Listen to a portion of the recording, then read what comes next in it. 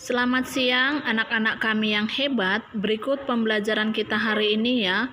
Pembelajaran kita hari ini meliputi muatan bahasa Indonesia, IPA, dan matematika. Selamat menyaksikan video berikut ya nak. Tetap semangat. Isn't a pineapple under the sea? SpongeBob SquarePants! Absorbent and yellow and porous is he. SpongeBob SquarePants! If nautical nonsense be something you wish, Pembelajaran bahasa Indonesia, kita mengidentifikasi ciri-ciri iklan pada media elektronik. Kemudian selesaikanlah latihan pada Bupena halaman 174 nomor 1 dan 2 berdasarkan video iklan media elektronik berikut ini.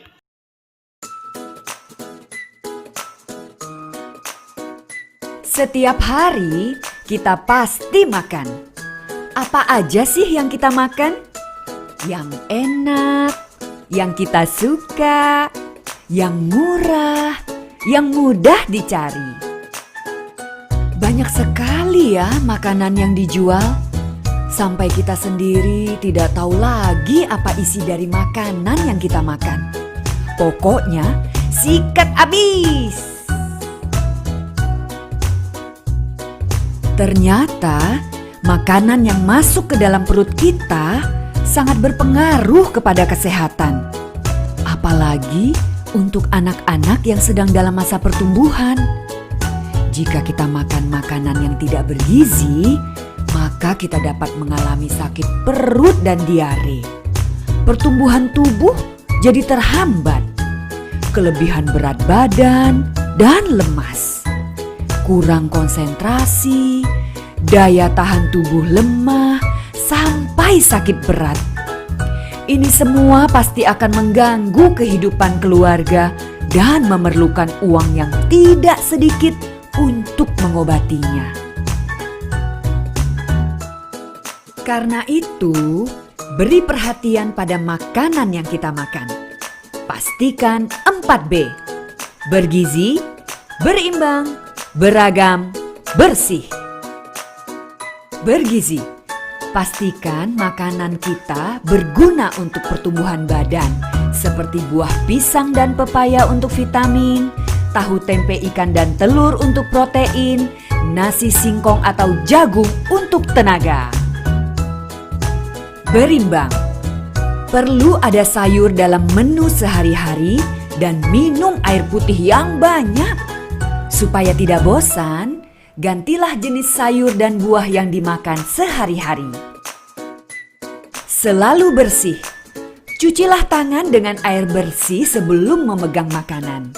Dan pilihlah makanan yang bersih, tidak dirubung lalat dan masih segar.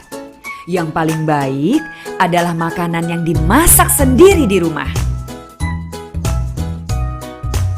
Dengan makanan 4B, kita semua dapat terjamin gizinya, memiliki tubuh yang sehat dan kuat, dapat berprestasi tinggi dalam belajar, dan memastikan kita dapat mengejar cita-cita tinggi yang penuh harapan. Pembelajaran IPA hari ini kita mengidentifikasi gangguan pada organ pencernaan manusia. Adapun beberapa gangguan pada organ pencernaan manusia adalah 1. Sembelit atau konstipasi. Sembelit adalah kondisi sulit buang air besar. Penyebabnya kurang minum, kurangnya makanan berserat, dan pola makanan yang kurang baik. Pengobatannya perbanyak minum air putih, mengubah pola makan sehat, mengonsumsi makanan berserat tinggi. 2. Diare. Diare adalah penyakit yang ditandai dengan buang air besar yang encer dan lebih sering dari biasanya. Penyebabnya ini adalah mengonsumsi makanan dan minuman yang terkontaminasi bakteri, virus, atau parasit. Pengobatannya minum banyak cairan saat diare berlangsung, pemberian oralit untuk mengatasi dehidrasi, dan minum obat sesuai resep dokter. 3. Apendistis atau usus buntu. Apendistis atau usus buntu adalah pembengkakan atau peradangan usus buntu. Penyebabnya, tersumbatnya pangkal usus buntu oleh kotoran atau kelenjar getah bening yang membengkak akibat infeksi. Pengobatannya harus melalui operasi pengangkatan usus buntu yang dilakukan oleh tim medis.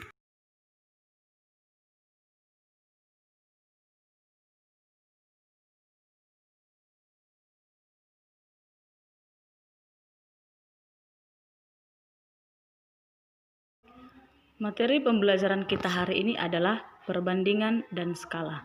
1. Perbandingan. Perbandingan adalah hasil membandingkan dua objek atau lebih. Perbandingan antara bilangan bulat A dan B ditulis dalam bentuk A banding B atau A per B. Kita perhatikan contoh. Pengunjung sebuah pameran pada hari Sabtu dan Minggu berturut-turut adalah 200 orang dan 150 orang. Berapakah perbandingan banyak pengunjung pada kedua hari tersebut? Nah, kita perhatikan penyelesaian berikut ini. Perhatikan penyelesaian berikut ini. Pengunjung hari Sabtu banding pengunjung hari Minggu. Hari Sabtu ada 200 orang banding hari Minggu ada 150 orang. Sehingga diperoleh 200 banding 150. Nah, masih bisa sama-sama kita sederhanakan ya. Kita bagikan 50. Sehingga diperolehlah hasilnya 4 banding 3. Materi selanjutnya adalah skala. Skala pada peta menyatakan perbandingan antara jarak dua tempat pada peta dengan jarak yang sebenarnya.